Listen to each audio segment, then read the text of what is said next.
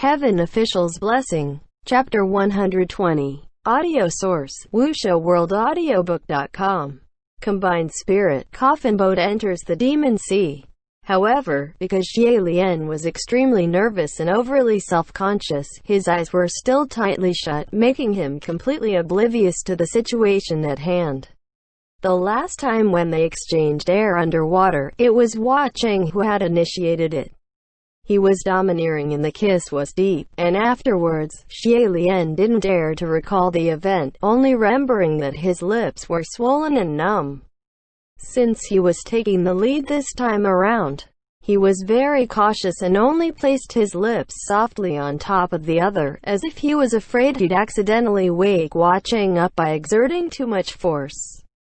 But upon reflection, wasn't his initial goal to wake Hua Cheng?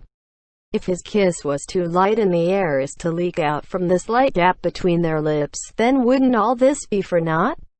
Thus, Xie Lian kept his eyes closed, and as he recited the excerpts from the Ethics Sutra at lightning speed, he pulled away, gently inhaled, before pressing his lips against Hua Cheng's once more. This time, the kiss was much deeper than the one before. Xie Lian fully captured Hua Cheng's thin, cool lips, and gently blew in air. In that process, his eyes were closed the entire time, not daring to look, and after having delivered 5 to 6 breaths, he thought maybe he should press Hua Cheng's chest a bit, yet who knew that the moment he opened his eyes, he was staring squarely into Hua Cheng's own pair of widened eyes. Xie Lian's hands were still cupping Hua Cheng's cheeks, and their lips had only just parted. The sensation of soft, gentle numbness still remained. In an instant, it was like the two both turned into stone statues, as if with but a breeze they would shatter. Xie Lian was of course petrified, but Hua Cheng, who had always remained carefree in the face of all, was equally stunned.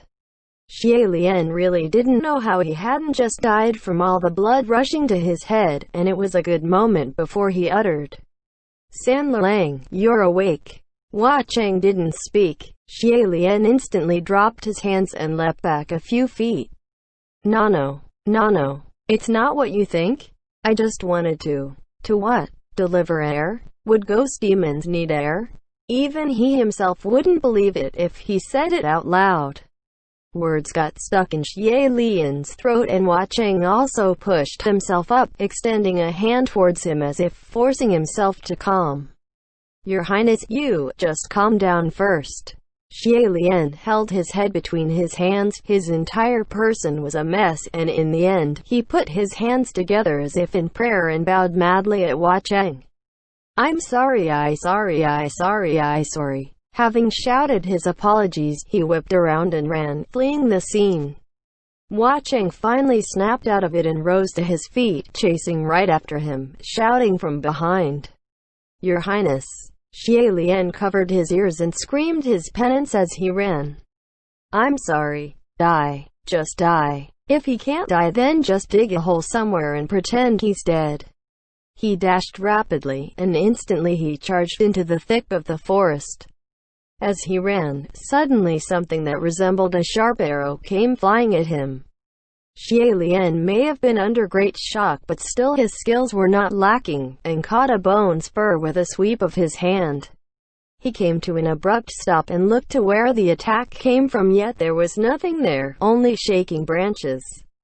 There was danger in the bushes, and he immediately calmed down, turning around and running back. "San Lang!" Hua Cheng was already following close behind, and Xie Lian's turn almost made him run into his embrace. Xie Lian grabbed his hand and dashed out of the woods. "Run, there's something in the forest." Hua Cheng, who was chasing after him, was now dragged back where they came from. It was only when they got back to the beach that Xie Lian let out a breath of relief. "We're not followed, phew. Thank goodness." Hua Cheng also commented, "And there's some little things on this island, but don't worry, they won't follow us here." Hearing this, Xie Lian instantly remembered, how could Hua Cheng possibly be afraid of those things? Then he looked down and he was still clutching his hand, and Xie Lian froze again, hurriedly letting go and jumped aside. With some distance between the two of them, they were both silent for a moment before Hua Cheng sighed and pulled at the collar of his clothes. Thank goodness Gerger rescued me earlier. A human body really is quite inconvenient. Just going in to see, I'd choke on mouthfuls of salty water. Disgusting. Xie Lian wasn't dumb. He knew that Hua Cheng was giving him an easy out, but he could only follow along and mumbled vaguely with his head bowed. It's nothing. Don't worry about it. After a pause, Hua Cheng added. But Gerger didn't do it correctly. Xie Lian was taken aback and asked with trepidation. Was it not? I thought I only need to blow in some air. Yes. That's incorrect, Hua Cheng replied. Don't do this to anyone else so casually in the future, otherwise not only would he not save a life, he might just end it. He spoke in such a serious tone that Xie Lian felt rather ashamed. Good thing he'd never done such a thing before, otherwise it'd really be committing sins. He hurriedly swore. I won't. Hua Cheng nodded, then grinned. Although Xie Lian really wanted to ask Hua Cheng for some instructions on just how it should be done, but he dared not speak any more on the matter. He noted this mentally and looked around. Is this island really a deserted island without a trace of people? Of course, Hua Cheng replied. This is the heart of Blackwater Ghost Lair, the Blackwater Island. He was very confident. Crimson Rain saw it, Flower and Ship sinking. Blackwater must have known each other, and Xie Lian asked. San Lang, have you been here before? Hua Cheng shook his head. Never, but I know of this island. Xie Lian knitted his brows. I wonder where Lord Windmaster and the others have drifted to, whether if they're on the island too. This place was the Blackwater Ghost Lair in the South Sea, their domain. Pei Ming's main domain was the north. The Earth Master wasn't a martial god, and there was no need to speak on what condition the Wind Master was in. If anything should happen and anchor the ire of the Blackwater Ghost Sun, the only one who could fight back would be the Water Master. Yet who knows when Shiwudu's heavenly calamity would hit, so the current situation wasn't looking very optimistic. Xie Lian asked. San Lang, does that Blackwater Ghost Sun have a temper? If heavenly officials accidentally intruded in his domain and entered his house, what would he do? Hard to say, Hua Cheng said. But Gerger should have heard that saying before too. Crimson rules the land. Black masters the seas. Here at the Blackwater Ghost Lair, even I have to watch my step. Not just because this was the Blackwater's main domain, but also as one supreme to another. Hua Cheng should leave the other some face so they could still interact in the future. Then we best leave here soon, Xie Lian said. They roughly circled around the island, but the two never re-entered the forest. Xie Lian called out a few times but didn't hear the Wind Master or anyone else respond. Maybe they didn't drift to the Blackwater Island, Hua Cheng surmised. The two came back to the beach side. The surface of the sea was still heavy with gloom. Xie Lian picked up a log from the ground and threw it far out into the distance. A log such as that one should technically float on water, yet upon the surface of the sea meters away, it instantly sank. Xie Lian looked back at that thick forest and said, It looks like it'd be useless to build a canoe. The distance shortening array won't work here either. How do you think we should leave this island? Who says it's useless? Hua Cheng said. But only coffin wood that's housed a deceased can float in this Blackwater Ghost Lair. Before he finished, he immediately remembered. Coffin wood. There were trees here everywhere. A deceased. There's one right before his eyes. Sure enough, Hua Cheng smiled. Won't it be fine once I lie inside? Although he was smiling, Xie Lian's heart squeezed for some reason. Hua Cheng flattened his palm, and the scimitar Yiming appeared within that palm. Since they said they'd do it, they went straight to work, and the two started collecting materials. Since they didn't go deep into the forest, they didn't run into any ambushing creatures, and soon enough they managed to chop down a number of trees. A whole day of labor went past in a blink of an eye, and the sky was growing dim. The two divided the work and fought each other to take up tasks, so their efficiency was amazingly high. By evening, the coffin was pretty much built. Throughout the entire journey, Xie Lian had only eaten half a steamed bun and was already bitterly starved. But the sooner the coffin was made, the sooner they could leave, so once the coffin was formed, did he find an excuse to go catch some fish. Yet within the waters of the Black Water Ghost Lair, how could there be fish? Returning empty-handed, Xie Lian turned around to the edge of the forest and picked a few wild fruits from non-dangerous areas. Who knew that when he returned, Watching already started a small campfire. He sat by the fire, one hand supporting his cheek while the other held a branch, a wild hare forked upon it being roasted. That wild hare was already cleaned up, its skin roasted such that it was dripping with juice, crisp and golden, the smell of meat fragrant, exceedingly alluring. Once he saw Xie Lian had come back, Watching smiled and moved his hand, passing the branch over.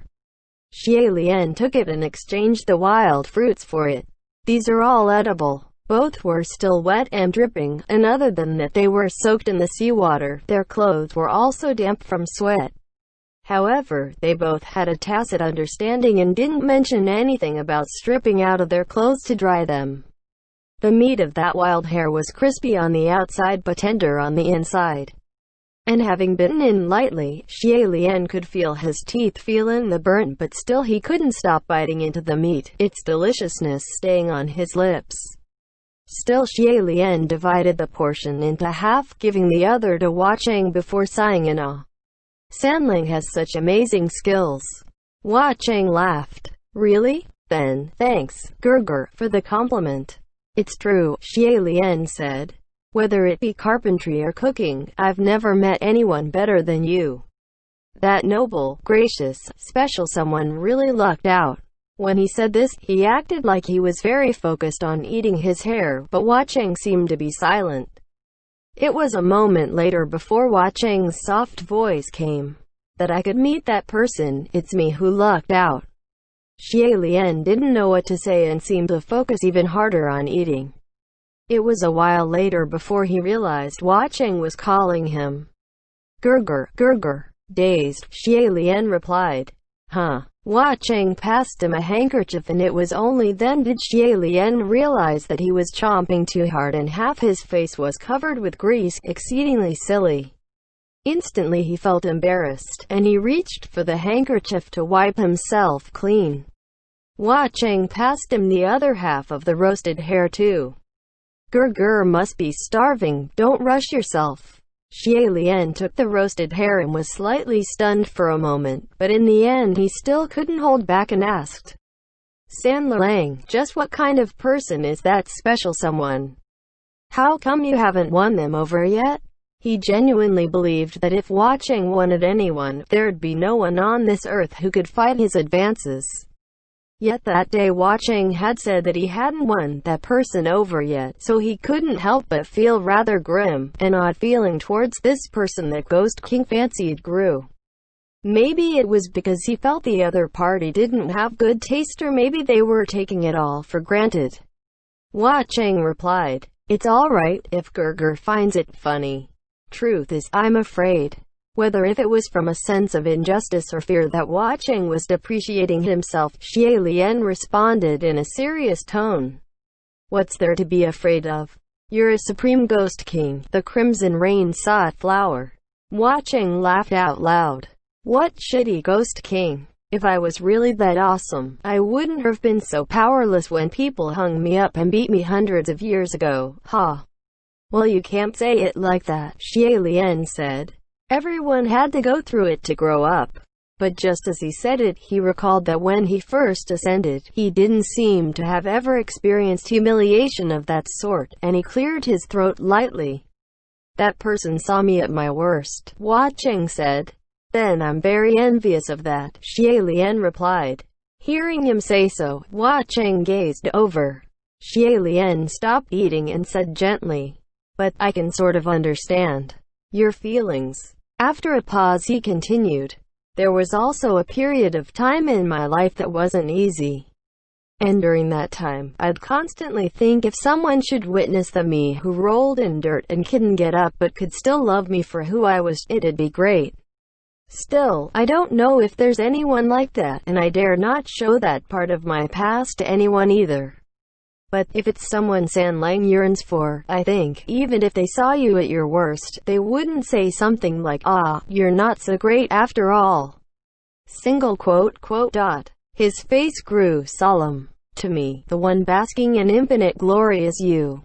The one fallen from grace is also you. What matters is you, and not the state of you.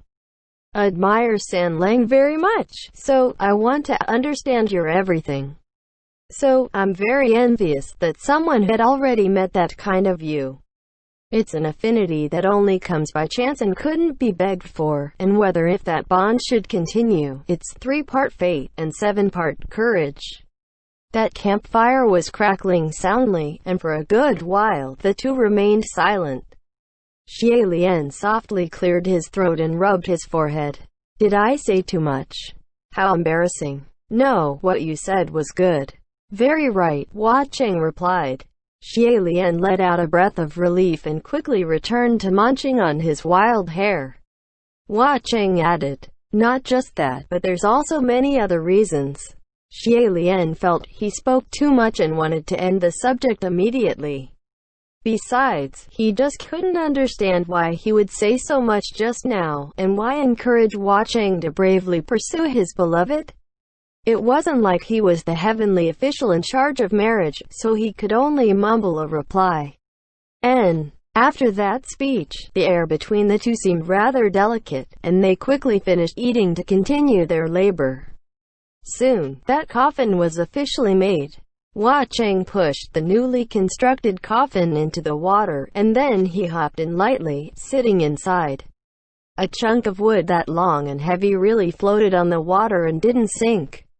That coffin wasn't made wide in width, and when Xie Lian lifted his robes to cross in, it didn't feel like there was enough space to sit. Just then, muffled roars of thunder rang in the skies and gloomy clouds rolled. Violet flashes of lightning streaked faintly, sounds of explosions erupting next to the ears unexpectedly here and there. Thin threads of rain came falling down from the skies, and soon they came thicker and thicker. It seemed a storm was approaching. Fortunately, the two didn't slack off while laboring, even building a cover for the coffin, otherwise it wouldn't take long before it'd be filled with rainwater once it's pushed into sea and sink into the depths. The two looked at each other, and Xie Lian said in a low voice, "Sorry." Hua Cheng didn't say anything more either and laid down inside the coffin. Xie Lian entered too and pulled the cover close. As if light was blown out, they were sunk into darkness. The coffin entered the sea and floated errantly for a while. Outside, pouring rain was beating on the cover. Within, the two spoke not a word. Being squished in a narrow space, their bodies couldn't help but be pressed hard against one another, allowing the waves to push and pull, flip and flop. Xie Lian used one hand to push against the edge of the coffin to steady himself, hoping to make more room, his head lightly knocking against the wood. Hua Cheng then reached out and rested his hand on his back and pressed him to his chest, his other hand shielding his head. Xie Lian didn't even dare to breathe harshly. "San Lang, how about we change around?" "Change what?" Hua Cheng asked. "You on top and me on the bottom," Xie Lian replied. "Isn't top and bottom the same?" Hua Cheng asked. Xie Lian was afraid he was too heavy and said, "This journey of ours would take at least a day. Your body right now is only 17 or 18, right? I'm a martial god after all, very heavy." Before he finished his words, he added, "San Lang, don't just suddenly turn big." Although it was hard to see in the dark, but still he could feel the Hua Cheng pressed close against him transforming. And while that change was minute, he still sensed it, and assumed that Hua Cheng probably transformed back to his true form. Sure enough, when Hua Cheng spoke again, his laugh was in a deeper voice, veritably the voice of his true form. Xie Lian laid on his chest, helpless, but after the change, that unknown awkwardness did lighten a bit. He raised his leg slightly, hoping to shift his body and change position, but suddenly Hua Cheng stopped laughing and said in a dark voice, "Don't move." Xie Lian froze. Just then, there was a large sound, and the coffin the two were riding in violently sank. Xie Lian was bewildered. "What's going on?" Soon after, there was another roaring sound, and the two forcibly flipped around inside the coffin. It seemed the entire coffin canoe itself had rolled around. Thank goodness there wasn't any leaks, but that couldn't be guaranteed should there be multiple rounds. Hua Cheng pressed down on him. Something's got its eye on this coffin canoe. End chapter.